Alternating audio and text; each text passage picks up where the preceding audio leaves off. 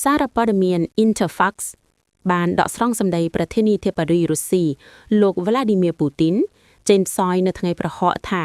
ប្រទេសរបស់លោកសង្ឃឹមថាជំលោះមជ្ឈិមបូព៌ានឹងបញ្ចប់យ៉ាងឆាប់រហ័សហើយរុស្ស៊ីត្រៀមខ្លួនធ្វើអ្វីចាំបាច់គ្រប់យ៉ាង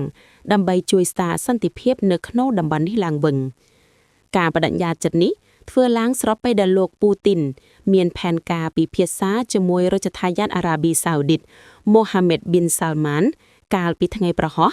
តាមរយៈជំនួបតាមទូរស័ព្ទចុងក្រោយបង្អស់ជាអ្វីដែលលោកបានធ្វើជាបន្តបន្ទាត់ជាមួយបណ្ដាមេដឹកនាំក្នុងតំបន់មជ្ឈិមបូព៌ាបើតាមស៊ីនហួរអ្នកនាំពាក្យវិមានក្រំឡាំងលោក Dmitry Peskov ក៏បានអះអាងប្រាប់អ្នកសារព័ត៌មានដែរថាលោកប្រធានាធិបតីពូទីនកំពុងបន្តទំនាក់ទំនងជាមួយមេដឹកនាំក្នុងតំបន់នេះលោកថាប្រសិនបើរុស្ស៊ីត្រូវបានស្នើឲ្យជួយនោះរុស្ស៊ីពិតជាត្រៀមខ្លួនចូលរួមចំណែកដើម្បីធានាឲ្យបានថាការប្រើកម្លាំងយោធានឹងផ្លាស់ប្ដូរទៅជាទិសដៅចរចាសន្តិភាពឲ្យបានឆាប់តាមដែលអាចធ្វើទៅបានលោកថាកិច្ចប្រជុំកំពូលរុស្ស៊ីអារ៉ាប់នាពេលអនាគត